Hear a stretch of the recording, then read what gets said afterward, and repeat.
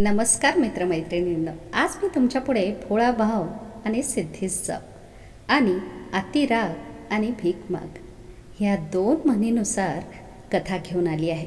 तर मित्रांनो, एक छोटंसं गाव होतं. गावाच्या बाहेर एक शिवमंदिर होतं. आल्या गेल्या लोकांना विश्रांतीचं ठिकाण, तसेच प्यायला पाणी आणि कधीकधी प्रसादही मिळत असे. मंदिरात एक म्हातारे बाबा भोले बाबाची पूजा, ध्यान, मनन नियमपूर्वक करीत असत. गावातले लोकही पुजाऱ्याकडे श्रद्धापूर्वक लक्ष देत असत. एके दिवशी एक बाई जी संकटाने ग्रासलेली होती, ती तिच्या छोट्याशा काळजाच्या तुकड्याला म्हणजेच आपल्या मुलाला मंदिराच्या दरवाजाबाहेर सोडून निघून गेली. पुजाऱ्याने त्याच्या आई वडिलांचा पुष्कळ शोध घेतला, पण व्यर्थ. गावातील लोकही त्या मुलाचा सांभाळ करण्यास तयार नव्हते. हरीची इच्छा समजून पुजारी त्याचं पालन पोषण करू लागले. श्रद्धाळू लोकांकडून जे मिळेल त्यात भगवंत, पुजारी आणि अनाथ बालक यांचा गुजारा होत असे. एखाद्या दिवशी अन्न कमी पडलं तर भगवान आणि अनाथ बालकाला खाऊ घालून स्वतः ते गंगाजल पिऊन राहत. बालकाचं नाव त्यांनी भोला ठेवलं. हळूहळू भोला मोठा झाला. पूजापाठ, मंदिराच्या कार्यात हातभार लावू लागला. त्यामुळे पुजारीला थकल्या भागल्या जीवाला आराम मिळू लागला. त्यांनी हळूहळू भोलाला मंदिराची साफसफाई, पूजापाठ, भगवंताचा नैवेद्य, आरती यांचा विधी त्याला समजावून सांगितला. आपण स्वतः कीर्तन, भजन, नामस्मरणात आपला वेळ घालवू लागले. एके दिवशी भजन करता करता देवाचं बोलवणं आलं. त्यांची प्राणज्योत मालवली. भोला एकटा पडला, पोरका झाला. भोला 10-12 वर्षाचाच छोटंसं लेकरू होतं, पण प्रत्येक काम निष्ठेने आणि एकाग्रतेने करीत असे. पुजारी बाबाने एक मात्र पक्क सांगितलं होतं, भोलेनाथाला नैवेद्य ताजा गरम स्वयंपाक करूनच दाखवायचा. भगवंताला नैवेद्य दाखवल्याशिवाय स्वतः जेवायचं नाही. तर मित्रांनो, कोणी कोणी भक्त जेवण किंवा मिष्ठान्न मंदिरात आणत होते, पण तो प्रसाद समजून वाटल्या जात असे अथवा गरिबांना वाटप होत असे. भोलानी पुजारीच्या आदेशाची पक्की खूणगाठ बांधली आणि तो त्याचप्रमाणे वागतही असे. ताजा स्वयंपाक करूनच भोला शंकराला नैवेद्य दाखवून स्वतः प्रसाद म्हणून खात असे. अधिक झालं तर दुसऱ्याला वाटत असे. जर एखाद्या दिवशी काही न मिळालं तर भोले शंकर आणि भोला भगत दोघेही गंगाजल पिऊन राहत असत. छोटंसं गाव होतं, त्यामुळे मंदिर सुनसान राहत असत. हिवाळ्यात, पावसाळ्यात कोणीही मंदिरात फिरकत नसे. अशाच मोसमात एकदा झड लागली असताना 4-5 दिवस कोणीही मंदिराकडे आलं नाही. भोला भक्त भोले शंकराला गंगाजलाचा नैवेद्य दाखवूनच तेच आपणही पिऊन राहत असे. भगवान भोले शंकर मुलाच्या सहनशक्तीची आणि भक्तीची परीक्षा घेत होते. शेवटी त्यांना राहावलं नाही. त्या छोट्या लहान मुलाची भुकेनं कासावीस होणारी अंतरीची तळमळ पाहून कैलास पर्वतावरून पृथ्वीवर येण्याकरिता त्यांना मजबूर केले. सेठच्या नौकराचं रूप घेऊन पीठ, शिदा यांची पोटली घेऊन भोले शंकर सकाळी सकाळी तशा त्या झडीमध्ये भिजत मंदिराच्या दारात आले. आवाज देऊन भोलाला बोलवलं.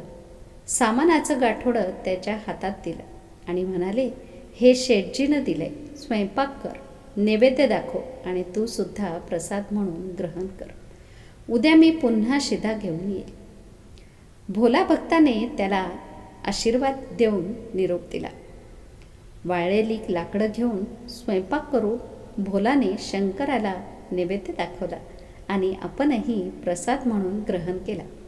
संपूर्ण पावसाळा भोले शंकर नौकराचं रूप घेऊन शिदा आणून देऊ लागले आणि स्वतःही गरम गरम नैवेद्य खाऊ लागले. एके दिवशी भोलाच्या लक्षात आलं, 4 महिने झाले शेठजी शिदा देतात, परंतु प्रसाद घेण्यासाठी एकदाही आले नाहीत. सेठला प्रसादापासून दूर ठेवणं त्यांच्यावर अन्याय होईल. भोला भगत सेवकाला म्हणाला, अरे बाबा, शेठजी एवढे धर्मात्मा आहेत, पण माझ्या मनात त्यांना प्रसादाला न बोलवल्याबद्दल खंत वाटते. तू उद्या माझ्यातर्फे त्यांना प्रसाद घ्यायला या म्हणून सांग. हे ऐकून सेवकाचं डोकं चक्रावून गेलं. तो म्हणाला, पुजारीजी, सेठजी आपल्याला शिदा देतात, ज्यामुळे भगवंताला नैवेद्य होतो आणि तुम्हीसुद्धा प्रसाद घेता. बस, आता उगीच मध्येच कशाला सेठजीला बोलवायची जरूरत पडली. चालू द्या, जसं चाललंय तसं. बालक पुजारी म्हणाला, असं कसं चालू देऊ मी? सेठजी एवढे धर्मात्मा, दयावान आहेत. इतके दिवस झाले ते मंदिरात शिदा पाठवतात. त्यांनाच प्रसाद नाही दिला तर कर्तव्य कसं पुरं होईल? मी कुणाची उधार बाकी ठेवत नाही. सेठजीला सांगा की उद्या जर ते प्रसादाला येत नसतील तर मी शिदा घेणार नाही. तर मित्रांनो, गंमत अशी, देणारा आपला रुबाब दाखवतो, पण इथे गोष्ट उलटी होती. घेणाराच रुबाब दाखवू लागला. परंतु देणारासुद्धा काही कमी नव्हता. तोही खरा आणि जिद्दी होता. म्हणून त्यांनी स्वतःच कमीपणा घेतला. सेवकाने बालक पुजाऱ्याला सांगितलं, असा जर तुझा निश्चय आहे तर सेठजी उद्या मंदिरात अवश्य प्रसादाला येतील. निश्चिंत राहा. दुसऱ्या दिवशी नौकर शिदा, दूध, खिरीची भरपूर सामग्री घेऊन भोलाकडे आला. भोला भगत म्हणाला, अरे बाबा, एवढं सामान कशाला आणलंस? त्यावर तो नौकर म्हणाला, शेठजी आज प्रसाद घ्यायला येणार आहेत. आपण सुंदर असा स्वयंपाक करा, भोले बाबाला नैवेद्य दाखवा. पण एक सांगा, सेठजींनी केव्हा यावं? भोला भगत प्रसन्न झाला. त्याने सेठजींना यायची वेळ सांगितली. भोला भगतच्या आज्ञेचं पालन करण्यासाठी भोले बाबाने आपला दंड, कमंडलू, मृगचर्म, भस्म सगळं काढून ठेवलं. संसारी सेठसारखा पोशाख केला. पगडीपासून ते चपलांपर्यंत थेट सेठसारखा पोशाख केला. ममतामयी जगतजननी मागे कुठे राहणार होती? तिने सेठानीचा पोशाख केला. सोन्या चांदीचे दागिने, हिरे, मानकाचं आभूषण परिधान केले. अशा अद्भुत जोडीला पाहून कोणीही मंत्रमुग्ध झालं असतं. इतकंच नाही तर तेही आपापले बदललेले रूप पाहून एकमेकांकडे बघून खूप आनंदित झाले. दोघेही मंदिराकडे निघाले. भोला भगतला आज वेळ नव्हता. नेहमी तो येता जाता स्वयंपाक करीत असे, पण आज धर्मात्मा शेठजीला प्रसाद देऊन कर्तव्यमुक्त व्हायचं होतं. खूप आवडीने खीर केली. सगळं साहित्य त्यात घातलं. बाकीचा स्वयंपाक केला. आता पुन्हा स्नान करून भगवंताला नैवेद्य दाखवायचा. शेठजीला प्रसाद द्यायचा होता ना. भोला भगतने पाहिलं, सेठजी आले आहेत. तो म्हणाला, सेठजी बसा, मी आत्ता देवाला नैवेद्य दाखवतो, नंतर तुम्हाला प्रसाद दे. भगवान भावनेचे भुकेले असतात. भोले शंकरालाही भूक लागली होती. ते म्हणाले, लवकर नैवेद्य दाखवा, मला भूक लागली. भोला भगत म्हणाला, भूक तर मलाही खूप लागली आहे, पण मी सहन करतोय ना. मला भूक लागली तरी नैवेद्य दाखवणं विसरतो का? असं जर भुकेसाठी भगवंताला नैवेद्य दाखवणं लोकांनी सोडलं तर भगवंत उपाशी मरतील. भोले बाबा म्हणाले, तुम्ही तिकडे नैवेद्य दाखवा, मी पानं मांडतो, मला भूक सहन होत नाही. भोला भगत रागाला येऊन म्हणाला, भगवंताच्या कामामध्ये गडबड आणि कंजूशी चालेल का? मी जोपर्यंत नैवेद्य दाखवून येणार नाही तोपर्यंत आपण स्वयंपाकघरापर्यंतही जाऊ नका. चुपचाप इथे बसा आणि ओम नमः शिवायचा जप करा. मी आत्ता येतो आणि आपल्याला पोटभर प्रसाद देतो. भोला भगत पानावर नैवेद्य घेऊन मंदिरात गेला. इकडे भोले बाबा स्वयंपाकघरात गेले. एक एक वस्तू चाखायला सुरुवात केली. खिरीमध्ये साखरेऐवजी मीठ टाकलेले होते. भाजीमध्ये मिठाऐवजी साखर पडली होती. भाकरीमध्ये तिखट पडले होते, त्यामुळे ती भयंकर तिखट लागत होती. भोलेबाबांनी आपला हात काढून घेतला आणि सू सू करायला लागले. जगन्मातेच्या मुखावर मंद हास्य आले. एवढ्यात भोला भगत ओम नमः शिवाय म्हणत स्वयंपाकघरात आला. नैवेद्य अन्नात मिसळला. पूर्ण स्वयंपाक पवित्र केला. नंतर सेठजीला पान मांडून जेवायला वाढलं आणि हात जोडून म्हणतो कसा, सेठजी, आपण प्रसन्नतापूर्वक प्रसाद ग्रहण करा. भोले बाबा कधी माता पार्वतीकडे तर कधी भोला भगतकडे पाहू लागले. भगतच्या भक्तीने स्वयंपाक जोरदार झाला होता.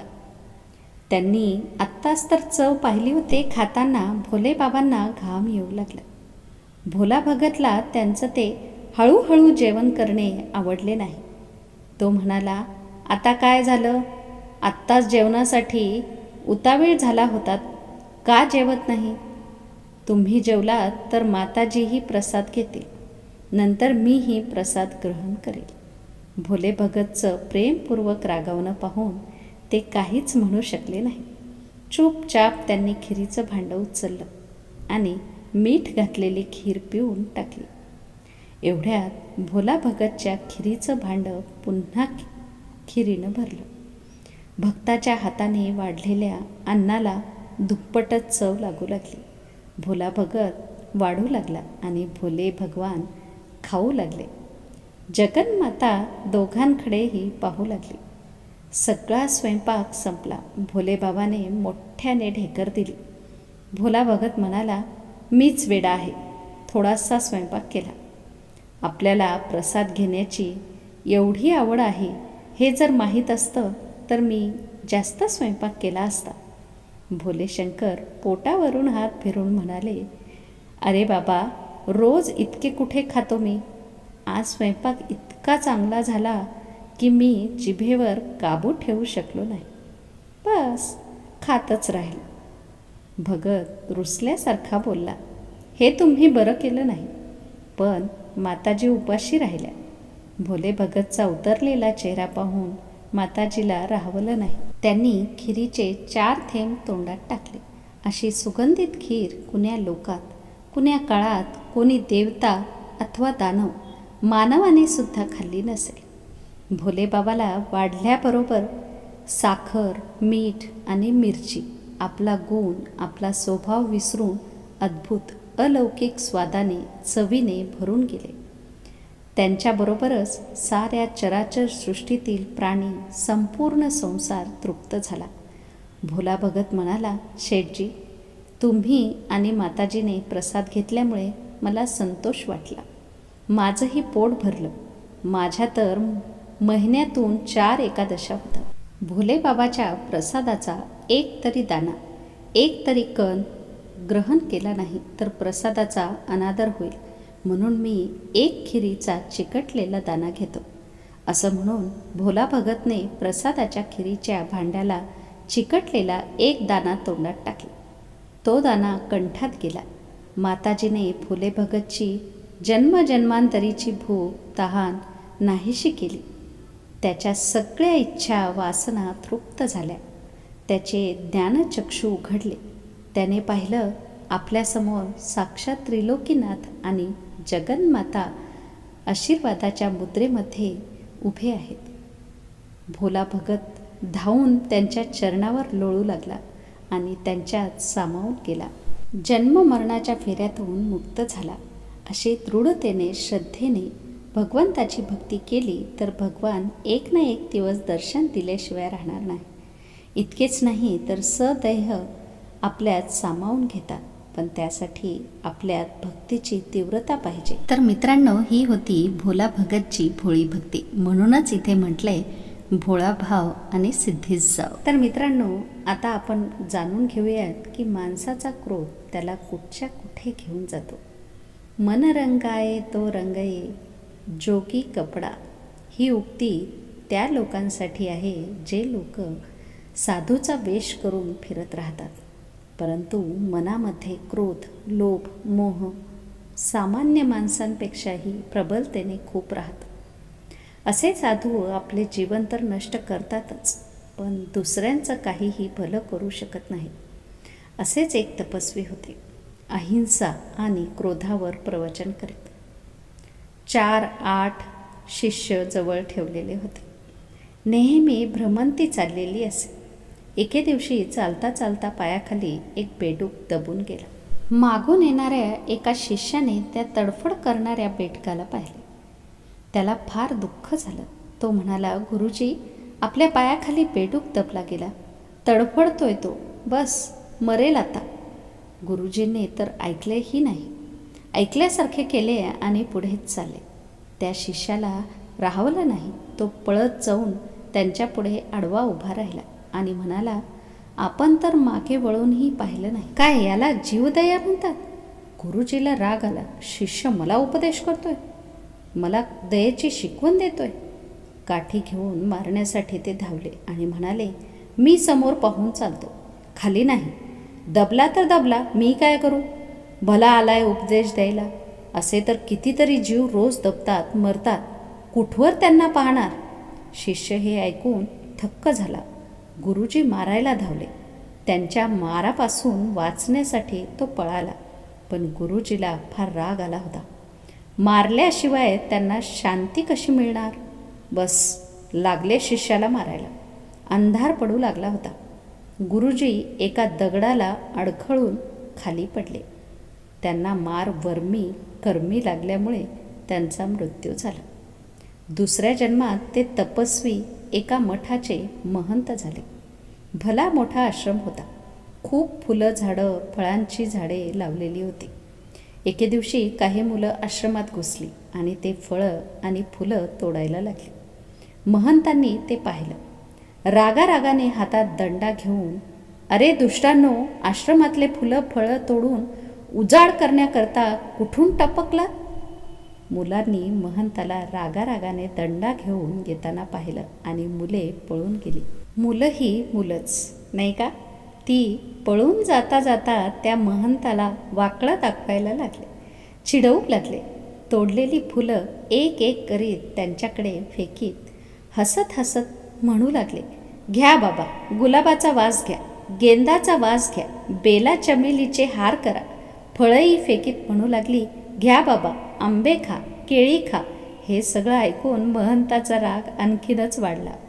मागचा पुढचा विचार न करता रागारागाने मुलांमागे धावू लागले. एवढ्यात आश्रमातल्या विहिरीतच तोल जाऊन पडले आणि त्यातच त्यांचा मृत्यू झाला. क्रोधावेशात मेल्यामुळे त्यांना पुढच्या जन्मात विषधर सर्पाची योनी मिळाली. जो कोणी त्यांच्या जवळ यायचा त्याला ते चावत असत. लोकांनी भयाने तो मार्ग बदलला. एके दिवशी महावीर स्वामी त्याच रस्त्याने चालले होते.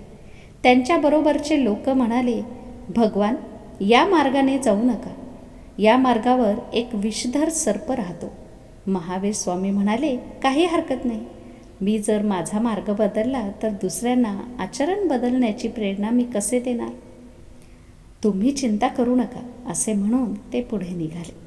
जंगलात पोहोचल्याबरोबर महावीर स्वामीला आपल्या जवळ आलेले पाहून सर्पाने फुंकार मारून फणावर केला आणि पायावर आपल्या विषारी दातांचा प्रहार केला. परंतु झालं काय? महावीर स्वामी तसेच निर्विकार अविचलित मुद्रेने अभयाच्या मुद्रेमध्ये उभे राहिले. आता मात्र साप विचलित झाला. तो स्थिर होऊन फणावर उचलला, पण आता त्याने दंतप्रहार केला नाही. महावीर स्वामी म्हणाले, हे विषधर, निरपराध जाणाऱ्या येणाऱ्या माणसांना दंतप्रहार करून आपला हाही जन्म व्यर्थ का घालवतोस? तुझ्या जीवनाच्या पालनपोषणासाठी या वनप्रांतात पुष्कळ काही आहे. माणसांना विनाकारण अकाल मृत्यू देऊन आपलं पाप का वाढवतोस? शांत भावाने राहायला शिक. क्रोधामुळे आणि हिंसाभावामुळे पूर्वीचे 2 जन्म तू व्यर्थ घालवलेस. आता तरीही या योनीमध्ये अक्रोध तथा अहिंसा भावाने शेष राहिलेले जीवन घालव, ज्यामुळे तुला शांती मिळेल. महावीर स्वामीच्या या उपदेशामुळे सर्पाला पश्चाताप झाला. त्याला वाटू लागले, खरंच आपण निरपराध माणसांना चावून त्यांच्या मृत्यूस कारण बनलो. यामुळेच पुढच्या जन्मासाठी मला या योनीत शांत भावाने जीवन जगायला पाहिजे. असा विचार करून त्याने आपला फणा महावीर स्वामींच्या चरणावर ठेवला. माणसाला जर मनुष्याचे जन्म सार्थक करायचे असेल तर काम, क्रोध, लोभ, अहंकार सोडावा लागेल. ते म्हणतात ना, अतिराग भीक माग. म्हणूनच मित्रांनो, शांतीने भगवंताचे नामस्मरण करीत जीवन जगावं. आपल्याकडून लोकांना पीडा होऊ नये आणि आपल्या जीवनाचं सार्थक व्हावं हीच प्रभूचरणी प्रार्थना. तर मित्रांनो, तुम्हाला ही कथा कशी वाटली ते नक्कीच सांगा. आणि हो, लाईक आणि शेअर करायला अजिबात विसरू नका. RD स्टोरीजला सबस्क्राईब करा. पुन्हा भेटूयात अशाच एका छान कथेमध्ये.